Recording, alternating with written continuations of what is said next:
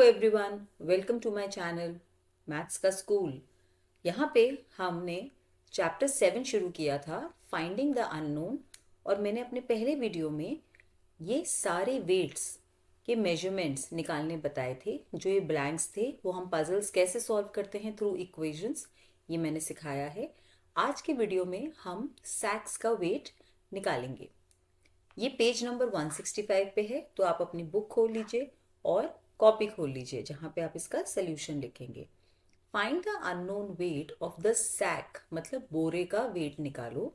In the following cases, in figure 7.10 all the sacks have the same weight. तो इसके अंदर हमें wait निकालना है सैक्स का, और जहाँ भी सैक्स रखे हैं उन सबका वेट सेम है। तो आइए हम इन सबको सॉल्व करना शुरू करते हैं।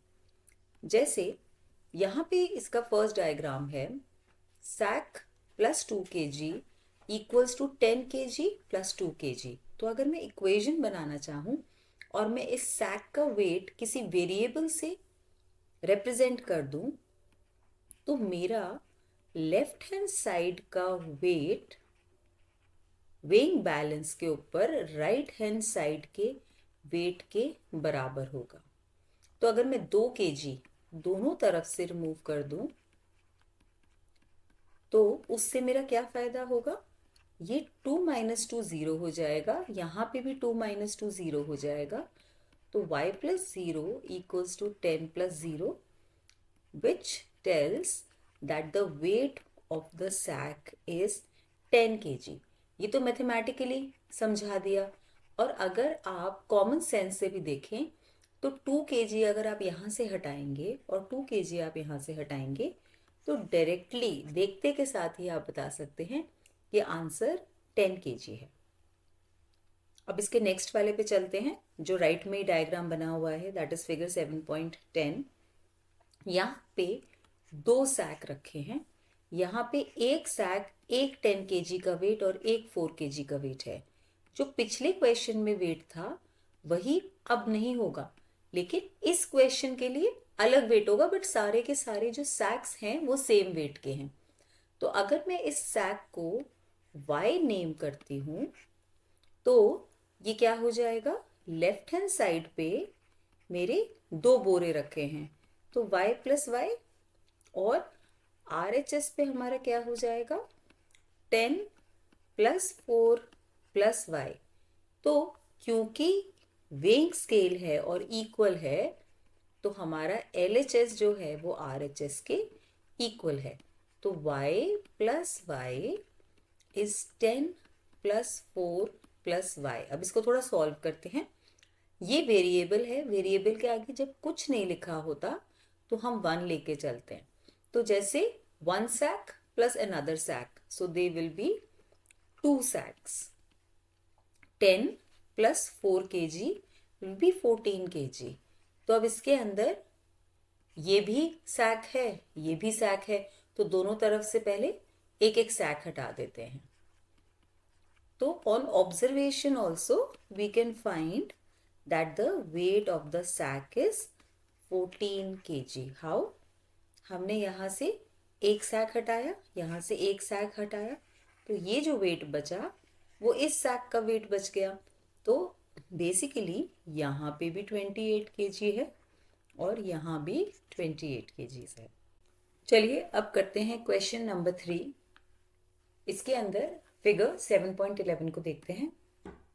यहाँ पे हमारे 2 सैक्स रखे हैं जो यहाँ से हम कंपेयर कर रहे हैं, लेकिन LHS पे हमारे टोटल देखें तो 5 सैक्स रखे हैं। तो इसके अंदर हम क्या करेंगे कि 2 सैक LHS से और 2 सैक RHS से रिमूव कर देंगे। तो हमारे पास कितने बचेंगे? 3 सैक LHS पे बचेंगे और RHS पे टोटल वेट 21 kg बचेगा। तो अब आपको 21 kg को अगर 3 जगह इक्वली बांटना है, तो जाहिर सी बात है 7 kg ही वेट आएगा सैक का। लेकिन अगर हम इसको मैथमेटिकली बैलेंसिंग से करेंगे, तो हम LHS पे लिखेंगे total number of sacks are y added 5 times which is same as y multiplied by 5. तो हमारा LHS पे वेट कितना हो गया 5y kg. एक सैक का वेट y kgs था, तो 5 सैक का वेट 5 kgs हो गया, 5y kgs हो गया. ऐसे ही RHS पे हमारे 2 सैक हैं ऑफ द सेम वेट और 21 kg वेट है. तो RHS पे हुआ 2y kgs plus 21 kgs. As LHS is equal to RHS, तो हमारा क्या आएगा 5y equals to 2y plus 21. अब हमें क्या करना है, बैलेंस करना है. बैलेंस का मतलब ये होता है जो कम वेट है वो दोनों तरफ से माइनस कर दो. तो बेसिकली मैंने 2 बोरियां दोनों तरफ से हटा दी, तो 3 बोरियां बची. तो 3 बोरियों का वेट 21 kgs है. तो एक बोरी का वेट कितना आएगा 3y अपॉन 3 इस 21 अपॉन 3.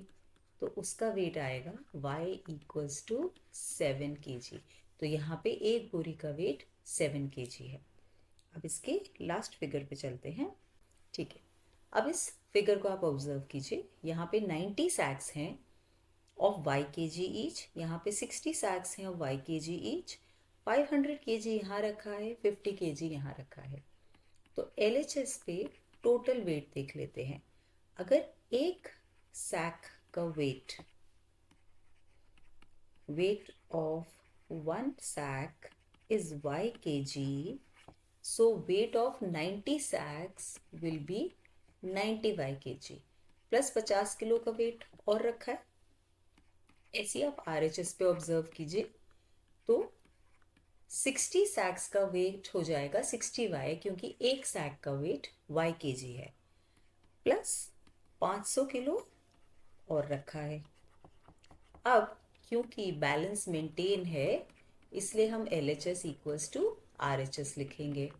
तो हमें क्या मिलेगा 90y plus 50 kg is equal to 60y plus 500 kg.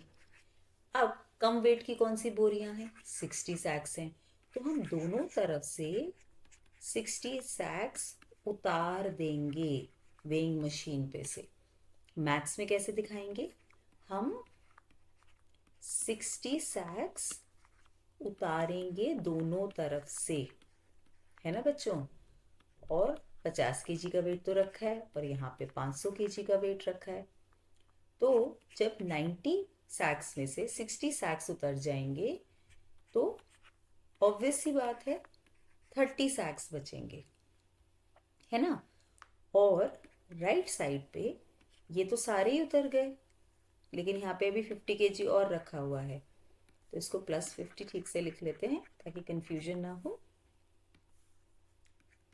Plus 50 kg तो अभी ऊपर ही रखा हुआ है ना, तो उसको तो हमने नीचे नहीं उतारा. और इक्वल्स टू 500 kgs. अब बोरियां तो सारी उतार दी दोनों तरफ से, जितनी उतर सकती थी इक्वल नंबर ऑफ वेट की. अब क्या हम 50 kg यहाँ से कम कर सकते हैं.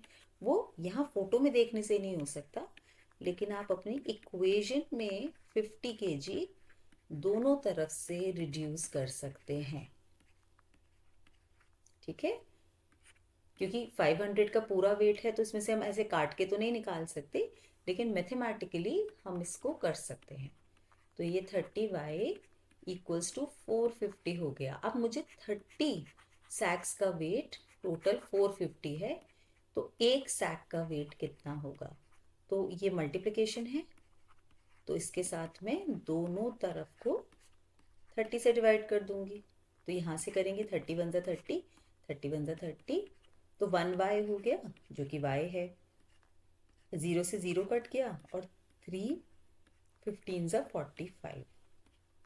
तो हर एक सैक का वेट, हर एक बोरी का वेट 15 kg है.